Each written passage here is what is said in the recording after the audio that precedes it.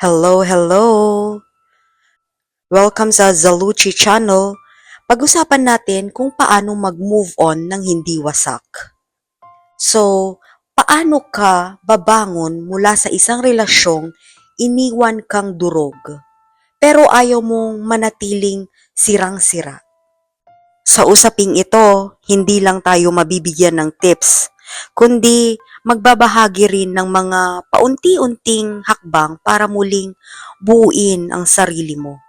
Let's start with our number one na tanggapin ang katotohanan. Oo, tapos na kayo. Masakit.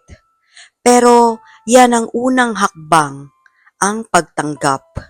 Hindi mo kailangang agad maging okay, pero kailangan mong tanggapin na wala na siya at baka hindi na siya babalik. Kasi habang pinangahawakan mo ang ilusyon na baka pwede pa, lalong hindi ka makakausad. Tips number 2, putulin ang komunikasyon. Huwag ka munang mag-chat, huwag mong i-stalk, huwag mong balikan ang mga lumang convo. Alam kong mahirap pero paano ka gagaling kung paulit-ulit mong kinakamot ang sugat? Di mo kailangang i-block kung hindi mo gusto. Pero di mo rin kailangang magpakamartir. Tip number 3, iyak mo lang, huwag tambayan. Umiyak ka gabi-gabi? Sige lang, natural yan, tao ka.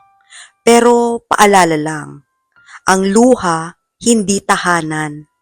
Tuluyan lang ng sakit, hindi destinasyon. Iiyak mo ngayon, pero bukas, konting lakad naman papunta sa liwanag.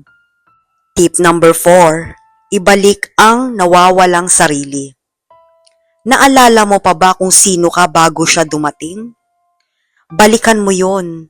O mas maganda, kilalanin mo ulit ang sarili mong binago ng sakit. Try mo ulit magbasa, mag-vlog, lumabas kasama ng mga tropa, o kahit tahimik lang na magkape habang nag-iisip. Yan ang mga bagay na bumubuo sa'yo. At ang ating number 5 ay maniwala na may mas maganda pa. Hindi natatapos ang kwento mo sa isang the end ng maling tao. Baka nga kailangan lang nitong masaktan na kabanata para ihanda ka sa totoong pagmamahal.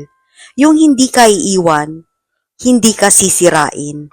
Kaya wag mong hayaang masira ka ng isang taong iniwan ka. Mas piliin mong buuin ang sarili mo kasi may taong darating na kayang mahalin ang buo mong ikaw. At ang ating number 6, huwag kang matakot mag-isa. Marami sa atin ang natatakot mapag-isa. Kaya kahit nasasaktan na, kumakapit pa rin. Pero alam mo ba, minsan sa katahimikan, sa pag-iisa, doon mo maririnig ang boses ng sarili mong puso. Hindi siya sigaw, bulong lang pero totoo. At sa wakas, makikilala mo ang sarili mong hindi nakadepende sa kung sinong mahal mo, kundi sa kung gaano mo natutunang mahalin ang sarili mo. At ang ating number 7, alalahanin mo kung bakit kayo nawala. Kapag binalikan mo ang sakit, minsan gusto mo ring balikan yung saya, pero huwag mong kalimutan kung bakit siya nawala. May dahilan kung bakit ka nasaktan at may aral sa likod ng dahilan. Hindi para sisihin ang sarili, kundi para hindi mo na muling hayaang sirain ka ng maling pag-ibig. Number 8, hindi ka nababawasan dahil iniwan ka. Ang pag-iwan ay hindi sukatan ng halaga mo. Kung hindi ka pinili, hindi ibig sabihin ay kulang ka. May mga tao lang talagang hindi marunong pumili ng tama. At sa pagkakataong ito, ikaw yung tama na hindi nila nakita.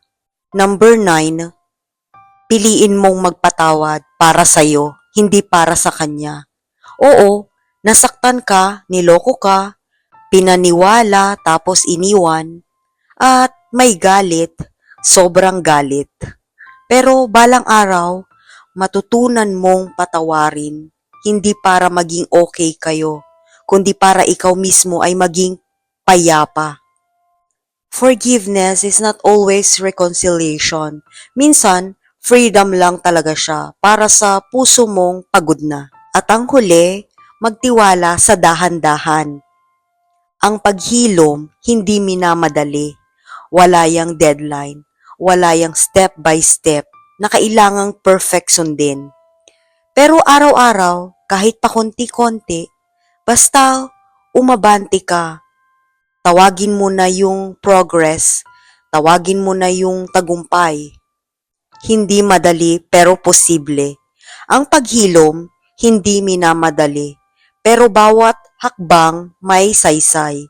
Kung ikaw, ito ngayon, yakap ka namin at sana kahit paano, maging simula ito ng bagong ikaw. Kung pinapanood mo ngayon ito at ang puso mo ay pagod pa, pahinga ka lang, hindi ka mahina, hindi ka nag-iisa. Babalik din ang sigla, ang tibok na hindi na para sa sakit, kundi para sa panibagong pag-ibig na this time kasama ang sarili mo.